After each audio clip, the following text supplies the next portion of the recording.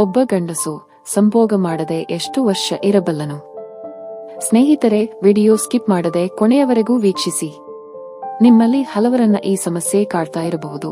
ಸಂಭೋಗ ಮಾಡದೆ ಇಷ್ಟು ದಿನ ಆಯ್ತು, ಆದರೂ ನನ್ನ ಗಂಡ ಇದರ ಬಗ್ಗೆ ಏನೂ ಹೇಳ್ತಾನೆ ಇಲ್ವಲ್ಲ, ಅವನಿಗೆ ಇಷ್ಟನೇ ಇಲ್ಲ ಅಂತ ಅನ್ಸುತ್ತೆ. ಒಬ್ಬ ಪುರುಷ ಎಷ್ಟು ದಿವಸಗಳ ಕಾಲ ಸೆಕ್ಸ್ ಮಾಡದೇ ಇರಬಹುದು, ಅಥವಾ ಅವನಿಗೆ ಅದರ ಅವಶ್ಯಕತೆ ಇರಲ್ಲ ಅನ್ನೋದು ನಾವು ಇವತ್ತು ಇಲ್ಲಿ ಸಂಪೂರ್ಣವಾಗಿ ತಿಳಿಯೋಣ. ಹಾಗಾದರೆ ಬನ್ನಿ, ಈ ವಿಷಯದ ಬಗ್ಗೆ ಸಂಪೂರ್ಣವಾಗಿ ತಿಳಿದುಕೊಳ್ಳೋಣ. ವಿಡಿಯೋ ಸ್ಕಿಪ್ ಮಾಡದೆ ಕೊನೆಯವರೆಗೂ ಪೂರ್ತಿ ನೋಡಿ. ಸ್ನೇಹಿತರೆ, ಪ್ರತಿಯೊಂದು ಜೀವಿಯು ಸೆಕ್ಸ್ ಎಂಬ ಅಪೂರ್ವ ಚಟುವಟಿಕೆಯಲ್ಲಿ ತೊಡಗುತ್ತದೆ. ದೀರ್ಘಕಾಲದವರೆಗೆ ಅದನ್ನು ತಪ್ಪಿಸುವುದು ಅಸಾಧ್ಯ. ಹೌದು, ಹೇಗೆ ನಾವು ಹಸಿವು ಆದಾಗ ಊಟ ಮಾಡುತ್ತೇವೋ ಅದೇ ರೀತಿಯಲ್ಲಿ ನಮ್ಮ ದೇಹವು ಕೂಡ ಕೆಲವೊಮ್ಮೆ ಕಾಮದ ಹಸಿವಿನಿಂದ ಒದ್ದಾಡುತ್ತದೆ. ಅದು ಸಿಗದೇ ಇದ್ದಾಗ ಮನಸ್ಸು ಚಂಚಲವಾಗುತ್ತದೆ. ಅವನು ಫಿಸಿಕಲ್ ನೀಡ್ಸ್ಗಾಗಿ ಒದ್ದಾಡುತ್ತಾನೆ. ಪುರುಷರಲ್ಲಿ ವಯಸ್ಸಾದಂತೆ ಲೈಂಗಿಕ ಡ್ರೈವ್ದಲ್ಲಿ ಬದಲಾವಣೆಗಳನ್ನು ನಿರೀಕ್ಷಿಸಬಹುದು. ಹೆಣ್ಣಿಗೆ ಸಂಭೋಗ ಅನ್ನೋದು ಮಾನಸಿಕವಾಗಿ ಕನೆಕ್ಟ್ ಆಗಿರುತ್ತೆ, ಆದರೆ ಗಂಡಿಗೆ ಅದು ಫಿಸಿಕಲ್ ಕನೆಕ್ಟ್ ಆಗಿರುತ್ತೆ. ಹೆಣ್ಣಿಗೆ ಹಣದ ವಿಚಾರ, ಮನೆಯ ವಿಚಾರ, ಆಕೆಯನ್ನ ಟ್ರೀಟ್ ಮಾಡುವ ರೀತಿ, ಇದೆಲ್ಲದರ ಮೇಲೆ ಆಕೆಯ ಸಂಭೋಗಾಸಕ್ತಿ ನಿರ್ಧರಿತವಾಗುತ್ತೆ.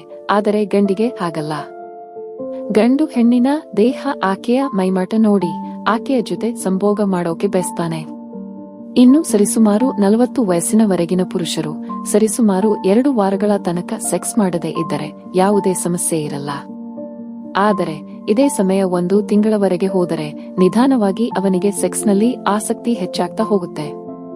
ಈ ಸಮಯದಲ್ಲಿ ಅವನು ನಿಮ್ಮನ್ನ ಸಂಭೋಗದ ವಿಷಯದಲ್ಲಿ ಪ್ರಶ್ನೆ ಮಾಡಲೂಬಹುದು ಅಥವಾ ಇಂಡೈರೆಕ್ಟ್ ಆಗಿ ಕೇಳಲೂಬಹುದು. ಇನ್ನೂ ಹೆಚ್ಚು ಸಮಯ ಕಳೆದಂತೆ ಪುರುಷರು ನಿಧಾನವಾಗಿ ಬೇರೆ ಅಡ್ಡದಾರಿಗಳನ್ನ ಹಿಡಿಯುವ ಸಾಧ್ಯತೆಗಳು ಹೆಚ್ಚು, ಬೇರೆ ಪಾರ್ಟ್ನರ್ಗಳನ್ನ ಹುಡುಕುವ ಸಾಧ್ಯತೆ ಹೆಚ್ಚು. ಯಾಕೆಂದರೆ ಈ 2 ವಾರಗಳಿಂದ 1.5 ತಿಂಗಳಿನಲ್ಲಿ ಅವನು ಅತಿ ಹೆಚ್ಚು ಸಂಭೋಗದಲ್ಲಿ ಆಸಕ್ತಿಯನ್ನು ಹೊಂದಿರುತ್ತಾನೆ.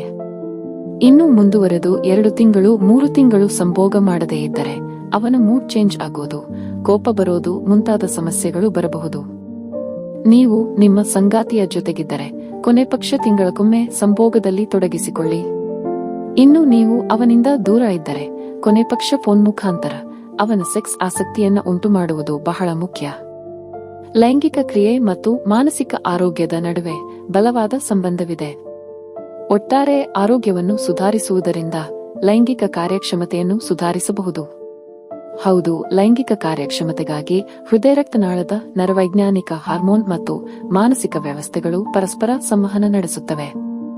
ಪುರುಷರೇ, ನಿಮ್ಮ ಆಹಾರ ಕ್ರಮವನ್ನು ಸುಧಾರಿಸಿ, ಆರೋಗ್ಯಕರ ತೂಕವನ್ನು ಸಾಧಿಸಿ ಮತ್ತು ನಿಯಮಿತವಾಗಿ ವ್ಯಾಯಾಮ ಮಾಡಿದರೆ ಉತ್ತಮ. ಒಟ್ಟಾರೆ ಆರೋಗ್ಯಕ್ಕೆ ಮತ್ತು ನಿದ್ರೆಗೆ ಕೊಡುಗೆ ನೀಡಿದರೆ ಉತ್ತಮ ಲೈಂಗಿಕ ಆರೋಗ್ಯ ಇರುತ್ತೆ. ಸ್ನೇಹಿತರೆ, ಈ ಒಂದು ಮಾಹಿತಿ ನಿಮಗೆಲ್ಲ ಇಷ್ಟವಾಗಿದೆ ಎಂದು ಭಾವಿಸುತ್ತೇನೆ. ಇಷ್ಟವಾದರೆ ಲೈಕ್ ಮಾಡಿ. ಇನ್ನಷ್ಟು ಮಾಹಿತಿಗಳಿಗಾಗಿ ಚಾನೆಲ್ ಸಬ್ಸ್ಕ್ರೈಬ್ ಮಾಡುವುದನ್ನು ಖಂಡಿತ ಮರಿಬೇಡಿ. ಕೇಳಿದ್ದಕ್ಕಾಗಿ ಧನ್ಯವಾದಗಳು.